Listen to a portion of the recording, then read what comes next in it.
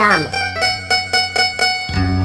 बहुत वर्ष हुए, विजयनगर में एक राजा राज करता था। उसका नाम था कृष्णदेव राय। एक बार उसके राज्य में चूहों की भरमार हो गई। जिधर देखो चूहे ही चूहे। राजा ने हुक्म सुनाया, हर घर में एक बिल्ली अनिवार्य रूप से पाली जाए। प्रत्येक घर में एक एक गाय प्रदान की जाए ताकि बिल्ली को दूध पर्याप्त मात्रा में मिल सके। तेनालीराम नाम का एक वजीर इस आज्ञा से नाखुश था। उसके अनुसार यह सारा प्रयोजन ही मूर्खतापूर्ण था। उसने एक तरकीब सोची। पहले ही दिन उसने अपनी बिल्ली के आगे खौलते हुए दूध का एक कटोरा उसके पीने के लिए रख दिया।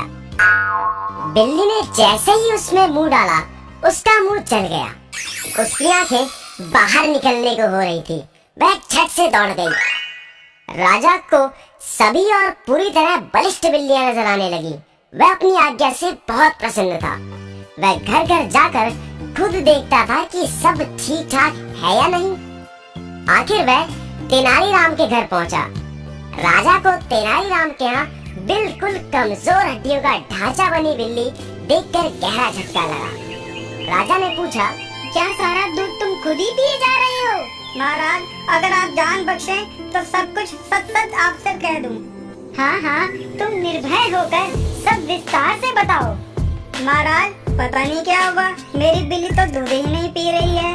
यह कैसे हो सकता है? आप स्वयं ही देख ले महाराज। तेनालीराम ने दूध का कटोरा रखा और जैसे ही उस बेचारी बिल्ली ने दूध का कटोरा देखा, वह डर कर भाग गई।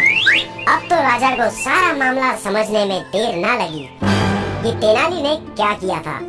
उसने हुक्म सुनाया, तेनालीराम को बंदी बना लिया जाए और उसकी पीठ पर 100 कोड़े लगाए जाएं। तेनालीराम ने नजरें उठाए बिना कहा, ठीक है महाराज, मुझे सख्त से सख्त सजा दें। परंतु जरा सोचिए कि हम देशवासियों के पीने के लिए भी जब दूध पर्याप्त मात्रा में उपलब्ध नहीं है, तो क्या यह मूर्खता नहीं है कि हम सारा दूध बिल्लियों को पिला दें? राजा को बात समझ में आ गई। उसने तेनालीराम को माफ कर दिया और अपने देशवासियों को वह गाय उनके परिवार को दूध पीने के लिए ही रखने के लिए कह दिया।